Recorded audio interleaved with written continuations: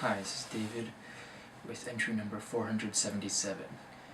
So today marks the final day of my time in the talk program. I'm still not exactly sure how long I can stay in the apartment, but this is the end for me with regards to the talk program. I'm feeling a certain weight, both coming off and being put on. It's an interesting conundrum, I guess. If life is a yoke we must all bear, when we go through transition, it's a lot like one bucket on the side of the yoke being emptied and the other bucket on the other side of the yoke being filled. It's a bit of a strange feeling. So, to get down to it, I will speak candidly today about my thoughts on the talk program and my time in it. Generally, it is a good program. I think it gives people, foreigners, a chance to really experience a new culture, and I think in that regard it is tremendously successful. It gives people a chance who would not normally get a chance to visit Asia and South Korea, a real opportunity to live in a very fascinating country. In regards to its success in terms of actual teaching, that is something that is less successful, in my opinion. The big issue is accountability, and the fact that the entire country is essentially compartmentalized in such a way that there is very little accountability at every school. And what you'll learn very quickly is you will not be placed in a school that they show you in ads and brochures. Those schools are very unique, and getting to be in one of them is something that is very lucky. So a lot of what comes down to your experience in the talk program is luck.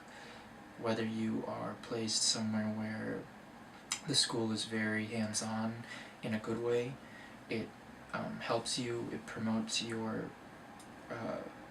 teaching ability. And these are schools that typically have money,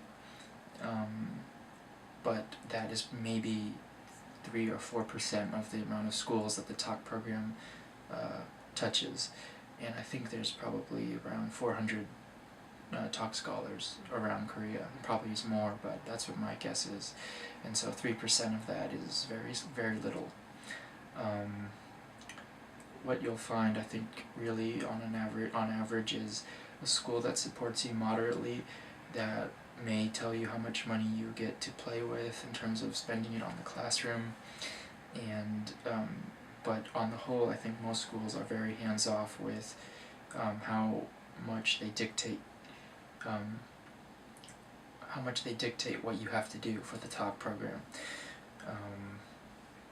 A lot of schools will leave it up to you to make lesson plans and to make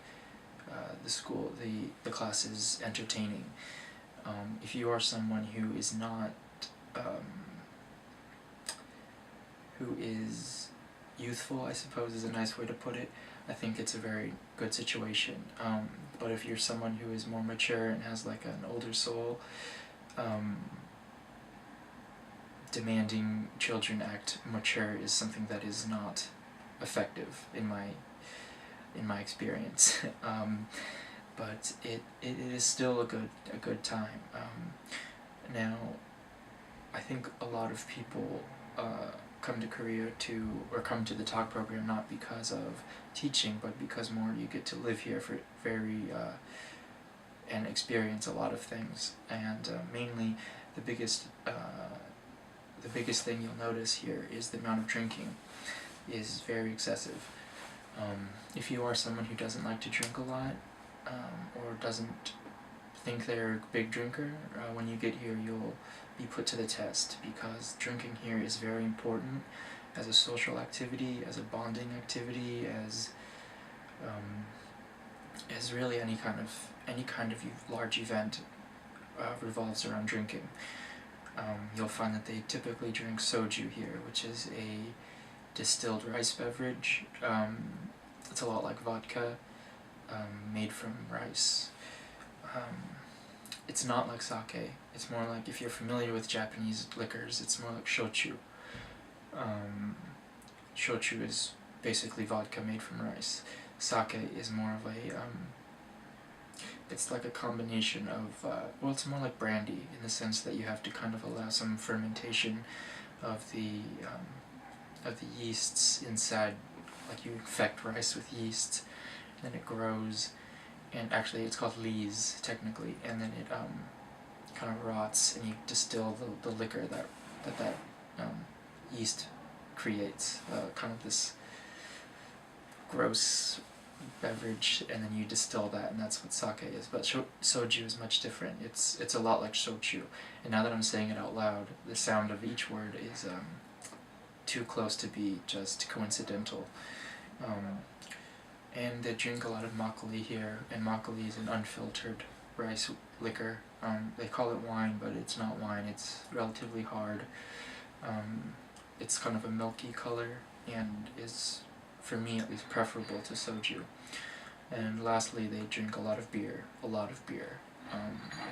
They have about 4 main breweries here, Korean breweries, and all their beer tastes the same. It's a very light lager-style beer, and it's always served very cold and is meant to be chugged. Very similar to how the Japanese treat beer as well. If you can hear that outside, there are people cleaning up soju bottles right now off the street. So if you're not a big drinker, you can still have a good time like I did, but if you are a drinker, you'll have an even more fun time, because drinking here is very prevalent.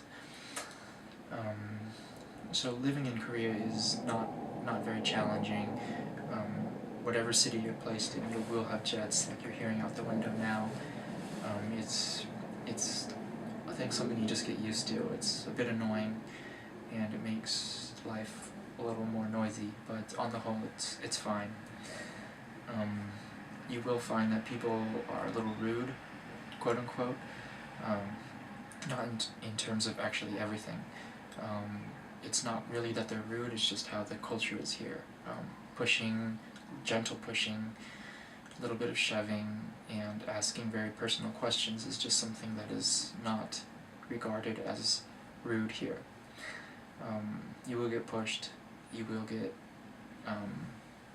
annoyed occasionally, but it's really important to kind of keep things in mind and curb any kind of frustrations you have, because it's not, a lot of times, I shouldn't say every time, but it's not always about you, okay?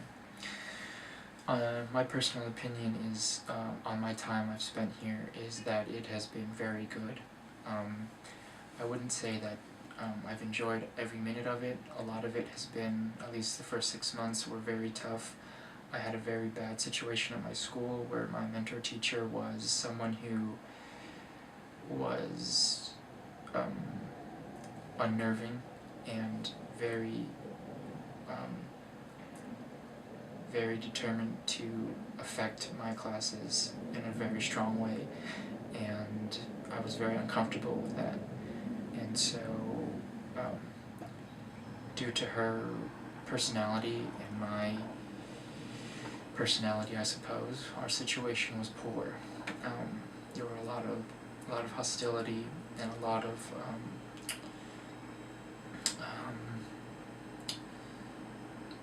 passive-aggressive behavior that was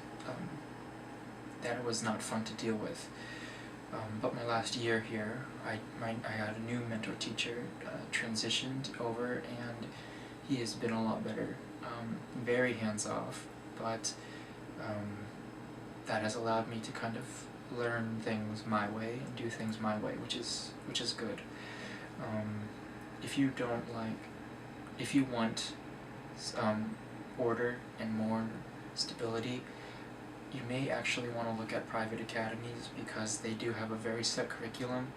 But then with the private academies, you do a lot of research, because a lot of them are very rigid in terms of the amount of stuff you can teach.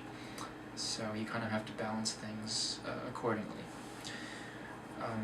Overall though, my time here has been good. I've had a lot of personal growth, a lot of kind of finding myself, but at my core I've stayed the same, which I think is very important. I haven't allowed this country to change me in terms of who I am as a person.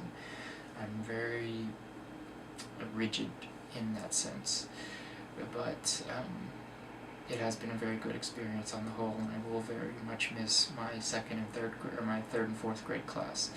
They are just really fun, and I think I'll miss them a lot, because they just they challenge me in a very positive way every day, and it's something that I very much enjoy experiencing.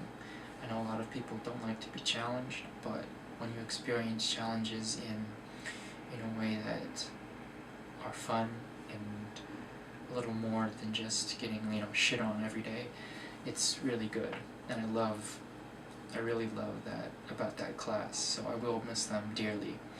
My 5th and 6th graders, much less so. There's a few of the boys and a few of the girls in 5th grade that are very nice, but the 6th grade is very rude to me, and I know why, but it's just kind of annoying to be looked at like a burden all the time. And with the 6th graders, I really feel like they look at me like some kind of slave driver, when in fact I'm really just trying to give them an experience that they enjoy, and a lot of them fail to see that, which is, I guess, how it has to end. But it's unfortunate, I'll admit, but it's kind of how it is. But overall, I'm very happy with my time here, and I feel very fulfilled, which I think is an important quality to have, especially when dealing with the kind of situations that I have here. But that's about it. Thanks for watching, and I'll talk with you tomorrow. Oh, remember that these will keep going until I hit 500, and as it stands, I will not be hitting that before I leave Korea. So you will get a few more of these in Singapore, which should be interesting. But I'll update you when that comes to pass. I'll give you more updates with that. Overall, I know they won't ever see this, but I want to put it out there that I'm very thankful towards the talk program for giving me this chance and experience. And I want to just say that this year and a half has been a very amazing year for me, and I really hope to continue this work in Korea, because it is a place that holds a lot of mystery and a lot of fun things. So I know that wasn't very well said, but it is a very nice country, and if you're okay with conforming a little bit and not being rigid in terms of Korean customs and everyday life, then I think you can really enjoy it here. But overall, it's been good, it's been real, and I'm very thankful. So, thanks for watching, and I'll talk with you tomorrow. Bye.